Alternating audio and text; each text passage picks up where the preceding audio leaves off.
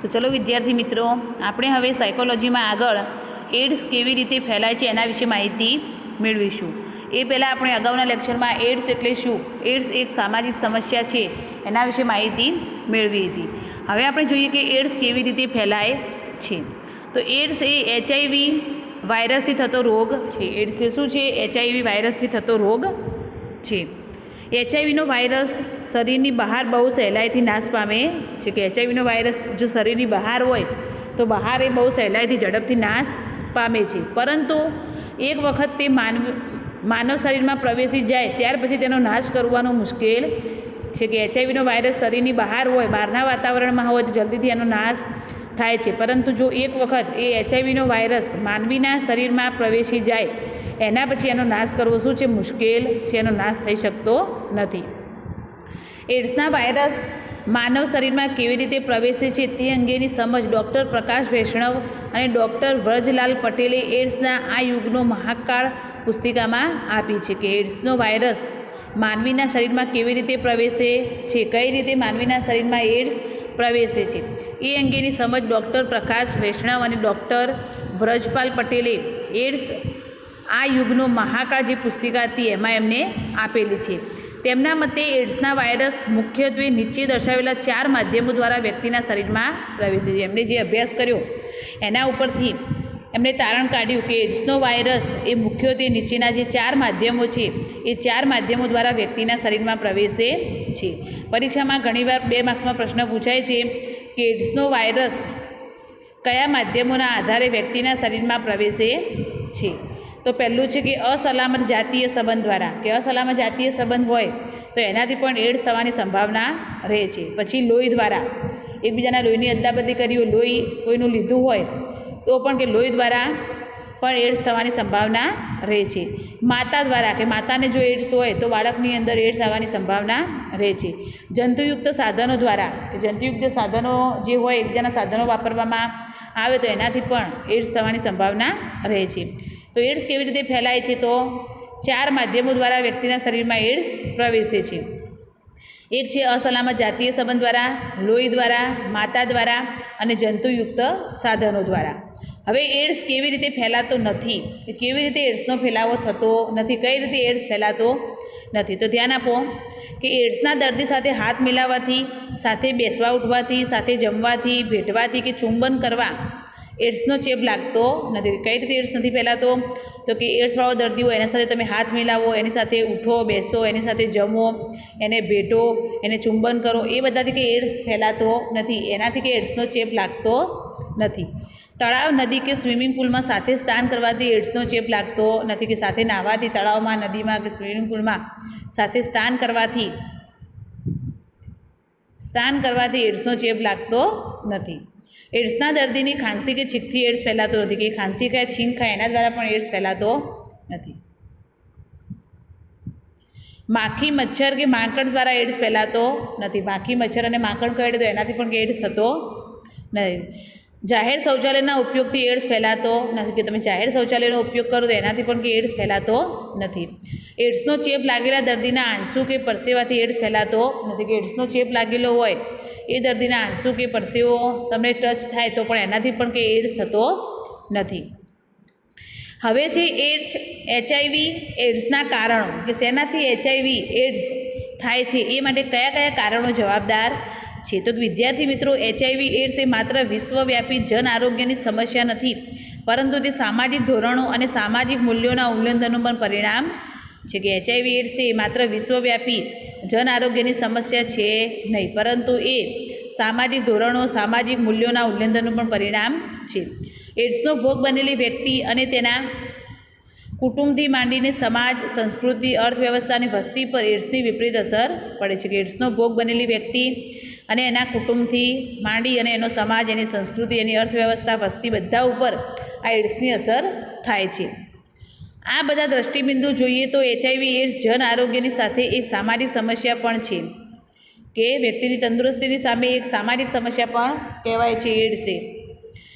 અહીં એક સામાજિક સમસ્યા તરીકે એડ્સના કારણોની માહિતી મેળવી. કે હવે HIV એડ્સ થવાના કારણો શું શું છે, કયા કારણો જવાબદાર છે? તો પહેલું કારણ છે કયું છે? અસલામત જાતીય સંબંધ.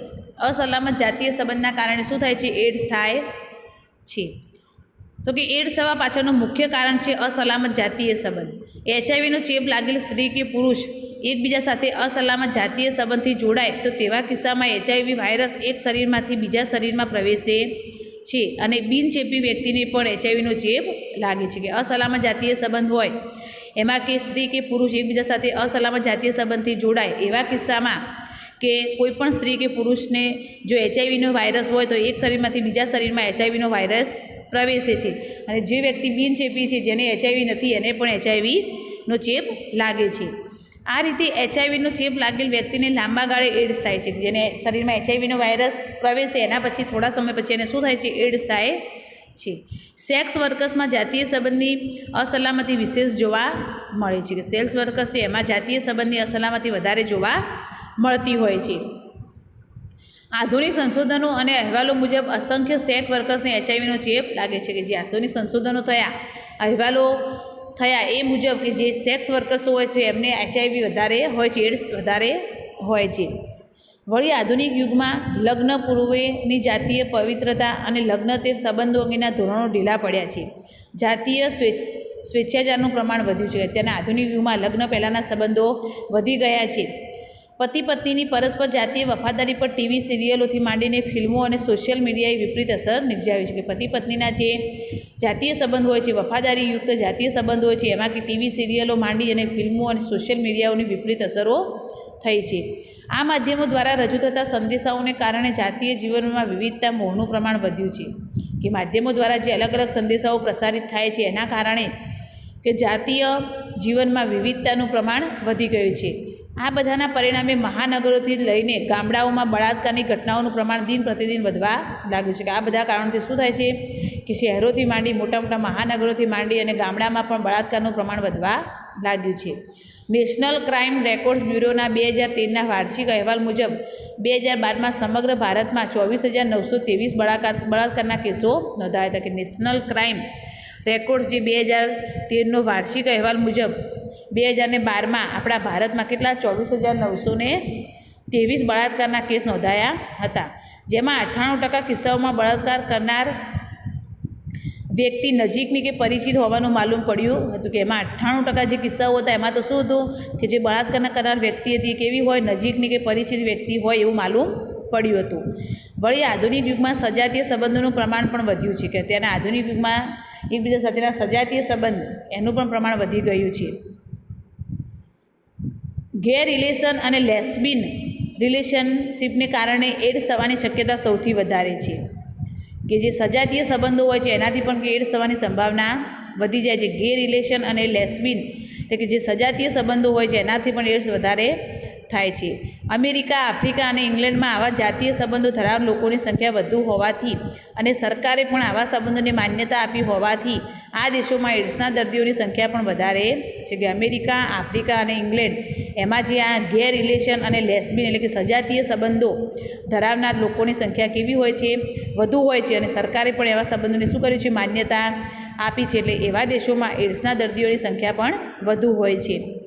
આ રીતે અસલામત જાતીય સંબંધ એડ્સ ફેલાવવામાં સૌથી મહત્ત્વનું કારણ છે. કે અસલામત જાતીય સંબંધ હોય તો એનાથી એડ્સ ઝડપથી ફેલાતો હોય છે. બીજું છે લોહીની ફેરબદલ.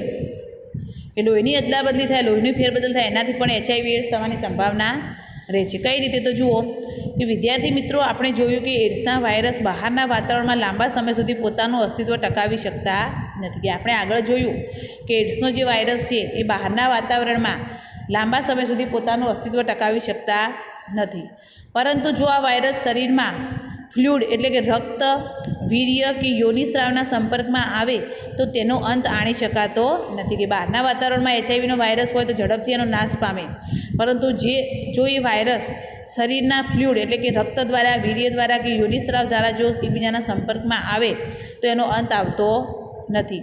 આનો અર્થ એ થયો કે આકસ્મિક સંજોગોમાં રક્તની જરૂર ઊભી થાય ત્યારે એચઆઈવીનો ચેપ લાગેલી વ્યક્તિનું રક્ત લેવું જોખમકારક છે. કે અચાનક આકસ્મિક સંજોગોમાં કોઈને લોહીની જરૂર પડે, રક્તની જરૂર પડે અને જો એ એચઆઈવીનો ચેપ લાગેલી વ્યક્તિનું લોહી લે તો એના માટે જોખમકારક છે. HIV ચેપ લાગેલી વ્યક્તિનું રક્ત એડ્સ ફેલાવનારું મહત્ત્વનું પરિબળ છે કે જેને ચેપ લાગેલો છે એનું લોહી લે, રક્ત લે તો એડ્સ ફેલાવવા માટે મહત્ત્વનું બની રહે છે. વળી કેટલાક લોકો માત્ર પૈસા મેળવવા માટે નિયમિત રક્ત આપતા હોય છે. આવા ધંધાદારી રક્તદાતા પાસેથી મેળવેલું પરીક્ષણ કર્યા વિનાનું રક્ત લેવાથી એડ્સ થવાની શક્યતા ઘણી વધારે છે. ઘણા લોકો શું કરતા હોય છે કે પૈસા કમાવવા માટે, પૈસા મેળવવા માટે નિયમિત રક્તદાન કરતા હોય છે. આવા જે ધંધાદારી રક્તદાતા હોય છે એમના પાસેથી જો પરીક્ષણ કર્યા વગરનું, ચેક કર્યા વગરનું જો આપણે રક્ત લઈએ તો એનાથી પણ એડ્સ થવાની શક્યતા ઘણી વધારે છે. અકસ્માત કે આકસ્મિક સંજોગોમાં જ્યારે પણ રક્તની જરૂર ઊભી થાય ત્યારે પરીક્ષણ કરેલું રક્ત લેવાનો આગ્રહ એડ્સ સામે રક્ષણ આપે છે કે જ્યારે પણ અચાનક આકસ્મિક રીતે જ્યારે પણ કે રક્ત લેવાની જરૂર ઊભી થાય ત્યારે ચેક કરેલું, પરીક્ષણ કરેલું રક્ત લેવાનો જ આગ્રહ રાખવાનો કે એના સામે એડ્સ સામે રક્ષણ આપણને મળે છે. આ ઉપરાંત HIV ગ્રસ્ત વ્યક્તિની કિડની, આંખો, શ્વેતકણો, રક્તકણો કે અન્ય કોઈપણ અંગનું પ્રત્યારોપણ અન્ય કોઈ વ્યક્તિના શરીરમાં કરવામાં આવે તો અંગ લેનાર વ્યક્તિને ચેપ લાગી શકે છે. કે આ ઉપરાંત HIV ગ્રસ્ત વ્યક્તિની કિડની, એની આંખો, એના શ્વેતકણ, રક્તકણ કે બધાનું બીજા શરીરમાં પ્રત્યારોપણ થાય એટલે કે બીજી વ્યક્તિ એનો ઉપયોગ કરે ત્યારે પણ કે એ વ્યક્તિના શરીરમાં કરવામાં આવે તો અંગ લેનાર વ્યક્તિને ચેપ લાગે છે. જે એનું અંગ લે છે કે કિડની લે છે, આંખો લે છે, શ્વેતકણ લે છે, રક્તકણ લે છે, કોઈ પણ અંગ લે છે એનું, તો કે જે એને પણ ચેપ લાગેલો હોય એ આ જે અંગ લે છે એને પણ ચેપ લાગવાની શક્યતા રહે છે. આગળ છે ત્રીજું, માતા પિતા દ્વારા બાળકને, કે માતા પિતા દ્વારા બાળકને પણ HIV એડ્સ થવાની સંભાવના રહે છે. કે HIVનો ચેપ લાગેલ પુરુષ કે સ્ત્રી જ્યારે એકબીજા સાથે અસલામત જાતીય સંબંધથી જોડાય અને જો સ્ત્રી સગર્ભા બને તો તેવી સ્ત્રીના ગર્ભમાં રહેલા બાળકને HIVનો ચેપ લાગી શકે છે. કે HIVનો ચેપ લાગેલ પુરુષ હોય કે સ્ત્રી હોય જ્યારે એકબીજા સાથેના એમના અસલામત જાતીય સંબંધો હોય, અસલામત જાતીય સંબંધથી જોડાય અને જો સ્ત્રી સગર્ભા બને અને એના ગર્ભમાં રહેલા બાળકને જો HIVનો ચેપ લાગે છે. એડ્સના વૈશ્વિક વ્યાપ માટે આ ત્રીજું સૌથી મહત્ત્વનું કારણ છે. સગર્ભાવસ્થાવાળી સ્ત્રીને સારવારના અભાવમાં બાળકને જન્મ પહેલાં કે જન્મ પછી HIVનો ચેપ લાગવાની શક્યતા 20% જેટલી છે. કે ગર્ભવતી મહિલાઓ હોય એ સ્ત્રીને સારવારના અભાવમાં પણ બાળકોને જન્મ પહેલાં કે જન્મ પછી 20% HIVનો ચેપ લાગવાની શક્યતા રહેલી છે. HIVનો ચેપ ધરાવતી સ્ત્રીની સુવાવડ દરમિયાન જો કાળજી રાખવામાં ન આવે તો બાળકને HIVનો ચેપ લાગી શકે છે. એની સુવાવડ દરમિયાન જો એની કાળજી રાખવામાં ન આવે તો પણ એને HIVનો ચેપ લાગતો હોય છે. આ ઉપરાંત પ્રસૂતિની કેટલીક પારંપરિક પદ્ધતિઓમાં પણ આરોગ્યના ધોરણો ન જળવાતા માતા દ્વારા બાળકને HIVનો ચેપ લાગવાની શક્યતા વધારે છે. પ્રસૂતિના કેટલાક જે પારંપરિક જૂની પદ્ધતિઓ હોય છે એ પારંપરિક પદ્ધતિઓમાં પણ જો એને આરોગ્યના ધોરણો બરાબર ન જળવાય, બરાબર કાળજી રાખવામાં ન આવે તો પણ બાળકને HIVનો ચેપ લાગવાની શક્યતા રહે છે. આગળ ચોથું છે હવે નશીલા પદાર્થોનું સેવન. શું છે ચોથું? નશીલા પદાર્થોનું સેવન. તો કે નશીલા પદાર્થોના વ્યસનીઓની રોગપ્રતિકારક શક્તિ ઘણી નબળી હોય કે જે નશો કરતા હોય એ નશીલા પદાર્થો જે વ્યસન કરતા હોય એમની રોગપ્રતિકારક શક્તિ કેવી હોય છે? એકદમ નબળી હોય છે. આથી આવી વ્યક્તિઓને HIVનો ચેપ ઝડપથી લાગી શકે છે. એના કારણે શું થાય છે? આવી વ્યક્તિઓને ઝડપથી HIV થઈ શકે છે. આધુનિક સંશોધનોના અહેવાલ મુજબ નશીલા પદાર્થોના ઘણા વ્યસનીઓ એડ્સના દર્દી હોવાનું માલુમ પડ્યું છે. કે આધુનિક સંશોધનના અહેવાલ મુજબ શું છે કે ઘણા જે નશીલા પદાર્થોનું વ્યસન કરે છે એમને પણ એડ્સ હોવાનું માલુમ પડ્યું છે. નશીલા પદાર્થોના વ્યસનીઓ નશો કરનારું કેફી દ્રવ્ય ઇન્જેક્શનના માધ્યમથી લે છે અને આ ઇન્જેક્શનમાં લીધેલી એકની એક સોય તેઓ એકબીજા માટે વાપરતા હોય છે. આથી HIVનો ચેપ લાગેલી વ્યક્તિ જ્યારે આવી સોય અન્ય વ્યસનીને આપે ત્યારે તે વ્યક્તિ પણ HIVનો ભોગ બને છે. કે જે ઇન્જેક્શન દ્વારા નશો લેતા હોય છે, ઇન્જેક્શનના માધ્યમથી જે નશો લે છે એ શું કરે છે કે એકનું એક ઇન્જેક્શન એકબીજા માટે વાપરતા હોય છે અને આ રીતે એકનું એક ઇન્જેક્શન એકબીજા માટે વાપરતા હોય એટલે જેને HIV ચેપ લાગેલી વ્યક્તિ હોય એ જ્યારે સોયનો ઉપયોગ કરે અને બીજા અન્ય વ્યસનીને આપે ત્યારે એ વ્યક્તિને પણ HIV થાય છે, HIVનો ભોગ બને છે. ઉત્તર પૂર્વ ભારતમાં આ કારણ એડ્સ ફેલાવવામાં મહત્ત્વનું છે. ઉત્તર પૂર્વ ભારતમાં પણ આનાથી વધારે એડ્સ ફેલાય છે. આ દેખીતા કારણો ઉપરાંત ભોગવાદી વિચારો, લગ્ન અને ત્યાર પછીની પારિવારિક જવાબદારીઓ નિભાવવામાંથી છટકવાની વૃત્તિ, જાતીય જીવન અંગેની ખોટી માન્યતાઓ, વધારે પડતી મહત્વાકાંક્ષાઓ, ગરીબી, શિક્ષણનો અભાવ, શહેરીકરણ જેવા સમાજ અને સંસ્કૃતિ સાથે સંકળાયેલા અનેક કારણો HIVના ઉદ્ભવમાં મહત્ત્વપૂર્ણ ભૂમિકા ભજવે કે આ કારણો તો જવાબદાર છે જ, પરંતુ એના સિવાય બીજા કારણો પણ કે લગ્ન અને એના પછીની જવાબદારીઓ નિભાવવામાં જે છટકે છે એ છટકવાની વૃત્તિ, જાતીય જીવન અંગેની ખોટી માન્યતાઓ, વધારે પડતી મહત્વાકાંક્ષાઓ, ગરીબી, શિક્ષણનો અભાવ, શહેરીકરણ, એ બધા કારણથી પણ HIV થવાની સંભાવના રહે છે.